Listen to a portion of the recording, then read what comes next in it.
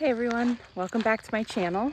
I'm Dr. Katie, and today I want to talk to you about nervous system survival responses, what they are, how to recognize them, and how to help yourself move through them and out of them. Now, these responses can look a little bit different for everybody.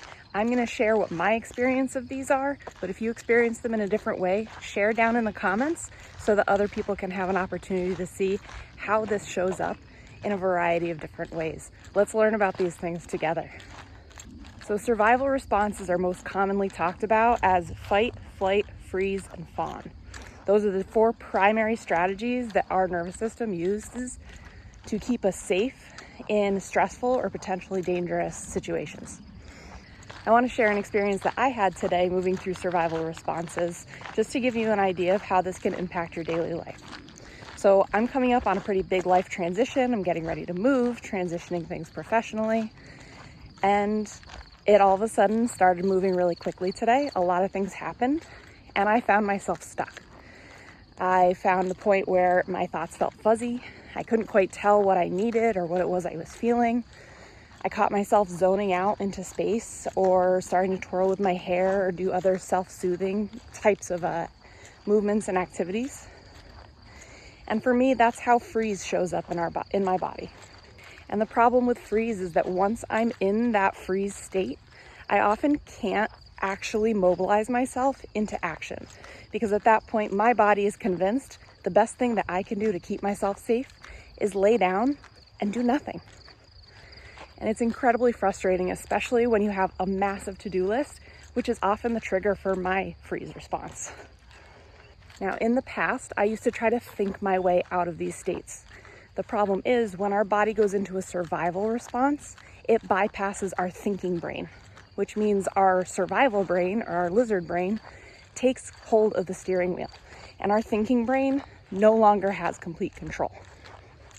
And so what I've learned that I need to do to help myself move through freeze is actually give in to what it is my body's asking for. I usually find a quiet place.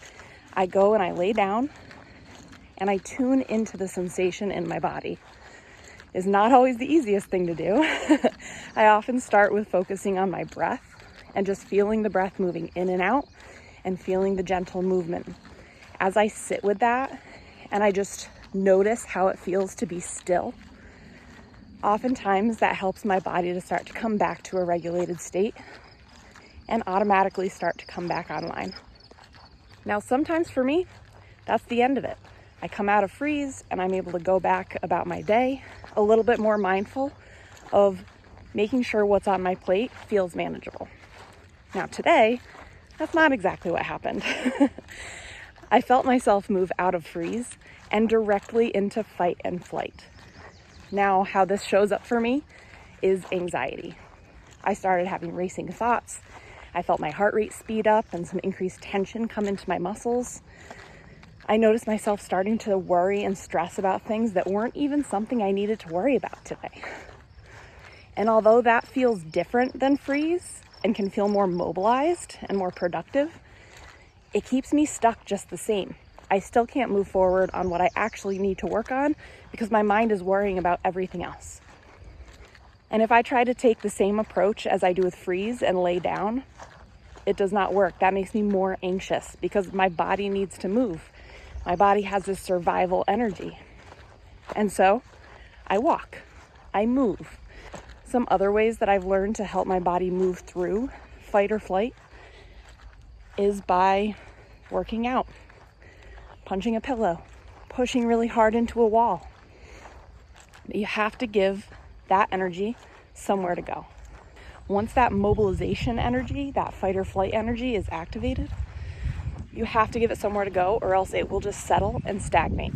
As I move through fight or flight, I often find it helpful to do it in a place with things that help to draw my attention and that help to automatically regulate me. For me, that's nature, almost always. Other times, it's time with friends or talking to somebody. And again, if you're noticing like different ways you experience these states or different ways you've found to deal with them, share them down in the comments. Now, the last one, fawn. This is often the hardest response to recognize And for me, it's often the hardest one to pull myself out of. So the fawn response is when basically your nervous system decides that the way to keep you safe is by pleasing absolutely everybody around you except for yourself. Sacrificing yourself for other people's needs, over committing, saying yes when I mean no. This is often, or even taking on jobs that aren't really mine to take on. Oftentimes that's how my fawn response shows up for me. And when I catch myself in that response, like I said, it's the hardest one for me to help myself move out of. Usually I start off by going for a walk. A walk in nature sometimes does help me move through that because it gives my body something to do. And it also gives me time to connect with myself without other people around. Because when I'm in that fawn response, I'm going to be more attuned to the people around me and their needs than I will be attuned to my own needs. So taking some time to myself to walk or to journal or just tune into myself can help me to ground back into what it is that I need in any given moment. The other strategy I use to help myself move through the fawn response is outside accountability. I tell a friend or my partner that I'm struggling with it. And a lot of times I'll just set an intention to stay connected with my needs and to act on my needs when I need to.